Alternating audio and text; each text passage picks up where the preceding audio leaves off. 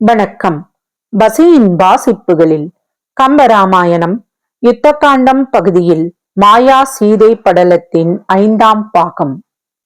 இளைய பெருமாள் ராமரிடம், ஐயனே, இந்திரஜித் மட்டுமல்ல, உலகமும் பரதனை எதிர்த்தாலும் அவனை வெல்ல முடியாது. அவைகள் தான் வீணாக அழிந்து போகும். இது நிச்சயம்.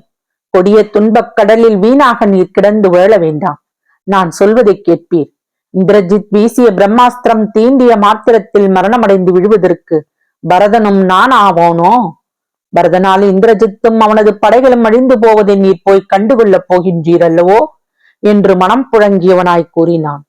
வாயுபுத்திரன் உடனே அவர்களை நோக்கி, ஐயன்மி, எனது தோள்களிலாவது கைகளிலாவது நீர் ஏறிக்கொள்வீர். இக்கணமே காற்றும் பிற்பட அயோத்திக்கு செல்வேன். பொழுதிருந்தால் திக்குகள் எல்லாவற்றுக்கும் செல்வேன். அனுமதி தந்தால் நானே தனியே கூட சென்று பகையை முடிப்பேன்.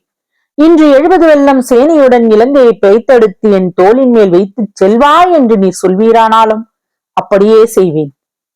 இனி வீணாக இமைப்பொழுதும் தாமதிப்பது எதற்கு? அரக்கனின் விமானம் போய் சேர்வதற்கு முன்பாக நமது சேனையுடன் உம்மையும் சுமந்து கொண்டு போய் ஒரு நொடிப்பொழுதில் கூற்றுவனைப் போல அயோத்தியில் குதிப்பேன். இந்திரஜித் பிராட்டியை கொல்ல முனைந்த போது அவனுக்கு பல புத்திமதிகளை கூறி நின்றேன். ஆனாலும் அவன் எனது அறிவு நிறைந்த வார்த்தைகளை பொருட்படுத்தாமல் பிராட்டியை வாளால் கொன்று விட்டான். அதனை கண்டதால் உண்டான துன்பம் என்னை வென்றுவிட்டது.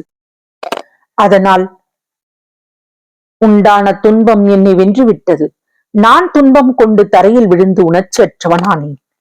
ஆகையால் அவனை என்னால் அப்போது ஒன்றும் செய்ய முடியாமல் போயிற்று. அக்கொடியவனும் அச்சமயத்தில் விரைந்து போய்விட்டான். எனக்கு மட்டும் அந்த துன்பம் இல்லாமல் இருந்திருக்குமானால் அந்த அரக்கன் எனக்கு முன்னே உயிர் பிழைத்து சென்றிருக்க மாட்டான். நிச்சயம் நான் அவனை கொன்று போட்டிருக்க மாட்டேனோ?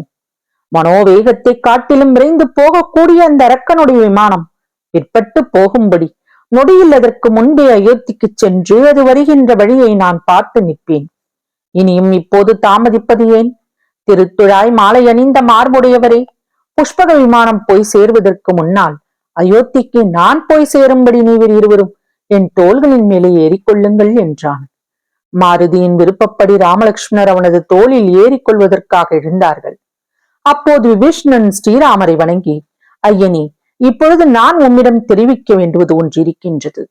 துன்பம் மனத்தை கலக்கவே அறிவு தெளிந்து சிந்தித்து ஆற்ற வேண்டிய செயலை இதுவரை சிந்திக்காது மயங்கி திகைத்து நின்றேன். இப்போது தெளிவடைந்து விட்டேன். பிராட்டியாரை இந்திரஜித் வெட்டிய செயல் மாயம் என்று சந்தேகிக்கின்றேன். கற்பரசியை தீண்டி பாதகனாகிய இந்திரஜித் கொன்றபோது இந்த உலகம் வெந்து சாம்பலாய் ஒழுந்து விடுமன்றோ? ஒருவேளை பிராட்டியாரை இந்திரஜித் கொன்றுவிட்டான் என்பது உண்மையானாலும் அவன் அயோத்தி மீது போர் தொடுத்து சென்றுள்ள செயல் வேடிக்கையாக இருக்கின்றது. இது எந்த அளவுக்கு உண்மை என்பதை இன்னும் சிறு பொழுதிற்குள் அறிந்து கொள்ளலாம். இமை பொழுதிற்குள் நான் விரைந்து சென்று அசோகவனத்தை அடைந்து பிராட்டியாரை கண்டு நடந்ததை அறிந்து வந்து உங்களுக்கு சொல்லுகின்றேன். அதன் பின்பு செய்ய வேண்டியதை சிந்தித்து செய்வோம் என்று தெரிவித்தான்.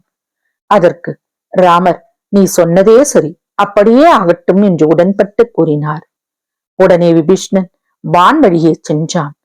அவ்வாறு சென்ற விபீஷ்ணன் வண்டுருவம் கொண்டு அசோகவனத்தில் புகுந்து சீதையின் இருப்பிடத்தை அடைந்து ஆவி உண்டோ இல்லையோ என்று சொல்லும்படி இருந்த அவளை தானே நேர கண்களால் கண்டான். அந்த கணத்தில் இந்திரஜித் சீதையை கொன்றது மாயச் செயல் என்பதை புரிந்து கொண்டான். அதனால் பெரும் மகிழ்ச்சி அடைந்தான். மேலும் அவன் தான் நிகும்பலையில் யாகம் புரிந்து கொண்டிருக்கையில் பகைவர்களுடன் போர் செய்யக்கூடிய வீரர்கள் இலங்கையில் இல்லை என்ற காரணத்தினாலேயே இப்படி இந்திரஜித் மாயச் செயல் புரிந்து சென்றான் என்பதையும் புரிந்து கொண்டான். அவற்றையெல்லாம் புரிந்து கொண்டதும் விபீஷ்ணன் மிக்க மகிழ்ச்சியுடன் திரும்பி போர்க்களத்தில் உள்ள ராமபிரானை நோக்கி விரைந்து சென்றான். அவருடைய திருவடிகளிலே தனது தலைமுடி படுமாறு வணங்கி எழுந்தான். ஐயனே, பிராட்டியார் அசோகவனத்தில் இனிது இருக்கின்றார்கள். என் கண் நிரம்ப நானே அவர்களை நேரில் கண்டேன். அருந்ததியை போன்ற கற்புடையவர்களுக்கு அழிவு உண்டாகுமோ? இந்திரஜித் நம்மை வருந்தும்படி மாயச் செயல் புரிந்து நம்மை ஏமாற்றிவிட்டு நிகும்பலைக்கு சென்றிருக்கிறான். அங்கே நம்மை எல்லாம் அடியோடு அழிப்பதற்கான யாகம் ஒன்றை தொடங்கச் செய்கின்றான் என்று கூறி முடித்தான். விபீஷ்ணன் அப்படி சொன்னதுதான் தாமதம்.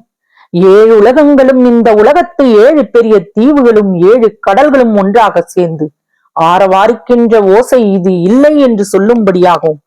இது இப்படிப்பட்ட ஓசையே என்று தேவர்களும் சந்தேகிக்கும்படியாகும் ஆரவாரம் செய்து மலைக்குளமும் இடியும்படி வானரர்கள் மகிழ்ச்சியால் துள்ளி ஆடினார்கள். தொடரும். வசியின் வாசிப்புகளை சப்ஸ்கிரைப் பண்ணுங்க நண்பர்களே, லைக் பண்ணுங்க, உங்க நண்பர்களுக்கெல்லாம் இதை ஷேர் பண்ணுங்க, உங்க கருத்துக்களை கமெண்ட்ல பதிவு பண்ணுங்க. நன்றி.